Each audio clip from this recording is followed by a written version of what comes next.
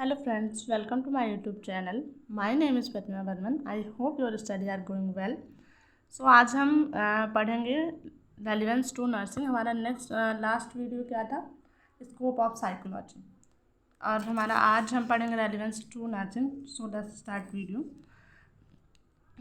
Relevance to nursing के पहले means क्या होता है? तो इसका मीन्स होता है कि नर्सिंग में साइकोलॉजी का क्या रिलेशन है। हम नर्सिंग में साइकोलॉजी को क्यों रखा गया है, तो हम इसलिए नर्सिंग रेलिवेंस टू नर्सिंग पढ़ते हैं। सारे सब्जेक्ट में हम पढ़ते हैं कि इसका नर्सिंग मतलब कि अगर फंडामेंटल है तो फंडामेंटल तो बेसिक है। अदर कोई सब्जेक्ट हो गया तो फिर हम पढ़ेंगे कि रेलिवेंस टू नर्सिंग। जैसे बायोकेमिस्ट्री है तो बायोकेमिस्ट्री में पढ़ते हैं रेलिवेंस टू नर्सिंग। मतलब हम नर्सिंग में ये सारे सब्जेक्ट को क्यों पढ़ रहे हैं, क्यों अप्लाई कर रहे हैं।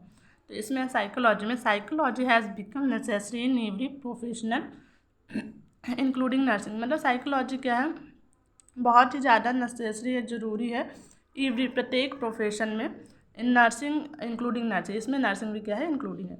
Today this is because emphasize being laid out on the interplay of body mind and spirit in the health status of every individual. तो इसमें यह बताया गया है कि टुडे आजकल इसे एम्फसाइज क्यों किया जाता है, बढ़ावा क्यों दिया जाता है, क्योंकि ये क्या करता है, साइकोलॉजी के थ्रू हम क्या करते हैं, बॉडी माइंड एंड स्पिरिट के क्या करते हैं, आपस में उनका क्या इंटर कनेक्शन है, बॉडी का, माइंड का, स्पिरिट का, ये पता चलता है। जब हम ये आइडेंटिफाई कर पाते हैं तो हम किसी इंडिविजुअल के हेल्थ स्टेटस का भी पता लगा सकते हैं।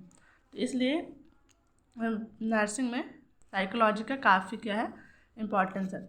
ए nurse will not be able to functioning efficiently if she does not have knowledge of psychology. तो उसमें ये बताया गया है कि एक नर्स जो है, अगर उसे साइकोलॉजी के बारे में नॉलेज नहीं है तो ये क्या कर सकती है, वो एबल नहीं होती है अपने किसी भी वर्क को एफिशिएंटली मतलब सही तरीके से कोई भी फंक्शन, कोई भी कार्य नहीं कर सकती है। The learning of psychology help a nurse in following वे। तो साइकोलॉजी को, अगर कोई नर्स साइकोलॉजी को लर्न करती है तो उसे कई तरीक़ों से क्या करती है, हेल्प मिलती है। तो इसमें ये सारी चीज़ें लिखी हैं, फॉलोइंग मतलब कई तरीके से। जैसे कि फर्स्ट है टू अंडरस्टैंड द पेशेंट। मतलब पेशेंट को अंडरस्टैंड करने के लिए भी साइकोलॉजी क्या है, इंपॉर्टेंट है, क्योंकि साइकोलॉजी के थ्रू ही हम किसी के बिहेवियर, किसी के माइंड को पता लगाते हैं। तो नर्स क्या करेगी, पेशेंट को अंडरस्टैंड करेगी। फिर to recognise the health status, उसके हेल्थ स्टेटस का पता लगाएगी, मतलब उससे बिना पूछे ही वो रिकॉग्नाइज करेगी कि उसका हेल्थ कैसा है। To understand and adjust situation को अंडरस्टैंड समझने के लिए और उसमें एडजस्ट करने के लिए भी साइकोलॉजी काफ़ी इंपॉर्टेंट है नर्स के लिए। टू क्रिएट पॉजिटिव इन्वायरमेंट, अपने आसपास के इन्वायरमेंट को पॉजिटिव रखने के लिए भी नर्स के लिए साइकोलॉजी काफ़ी इम्पॉर्टेंट है। टू इम्प्रूव IPR का मतलब होता है इंटरपर्सनल रिलेशनशिप। तो अपना पेशेंट और नर्स के बीच का क्या रिलेशनशिप, IPR इंटरपर्सनल रिलेशनशिप कहलाता है। ये काफ़ी मेंटेन है, क्योंकि जब इंटरपर्सनल रिलेशनशिप काफ़ी अच्छा है तभी तो पेशेंट क्या होगा, सारी प्रॉब्लम क्या करेगा, शेयर करेगा, उसी के अकॉर्डिंग क्या करेगी, नर्स ट्रीटमेंट करेगी। फिर to provide quality of care. फिर to understand her own self, अपने आप को समझने के लिए भी क्या है, साइकोलॉजी काफ़ी इंपॉर्टेंट है। Psychology help the nurse to accept the individual different in term liking, disliking, emotions and stress.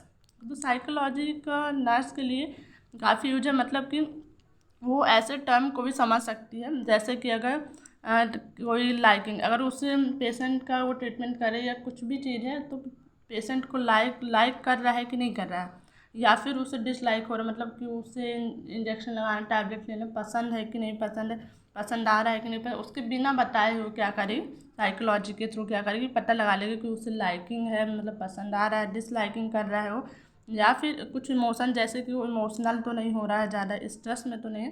तो साइकोलॉजी के थ्रू क्या करती है, ये नर्स क्या करती है, रिकॉग्नाइज कर लेती है, बिना उससे पूछे आइडेंटिफाई कर लेती है। फिर psychology helpful for student nurse. तो साइकोलॉजी क्या होता है, हेल्पफुल होता है स्टूडेंट नर्स के लिए भी, जैसे कि इट विल हेल्प टू। तो फर्स्ट है अंडरस्टैंड हर सेल्फ। तो स्टूडेंट नर्स जो होते हैं अपने आप को समझने के लिए साइकोलॉजी का यूज़ करते हैं, उसके प्रिंसिपल थ्योरी का। फिर अंडरस्टैंड अदर पीपल, दूसरे पीपल को समझने के लिए भी साइकोलॉजी काफ़ी इंपॉर्टेंट है स्टूडेंट नर्स के लिए। Improve situation by helping others in problem solving. तो इसमें ये बताएगा कि किसी भी सिचुएशन को इम्प्रूव कर सकते हैं अगर हम हेल्पिंग दूसरों की हेल्प कर दें और प्रॉब्लम को सॉल्व कर दें, तो किसी भी सिचुएशन को इम्प्रूव भी किया जा सकता है through the psychology. She can encourage patient to deal effectively and efficiently with the problem.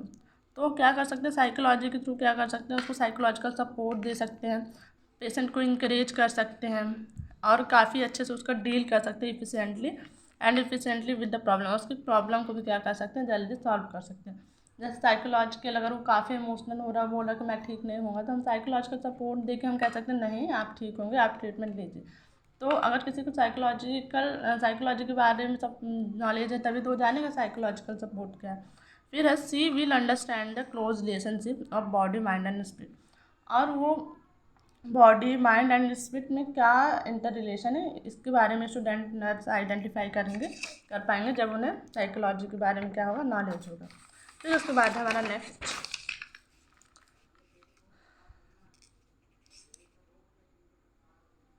हमारा नेक्स्ट टॉपिक आएगा method of psychology. So thank you watch to my video and don't forget like and subscribe my video. Thank you.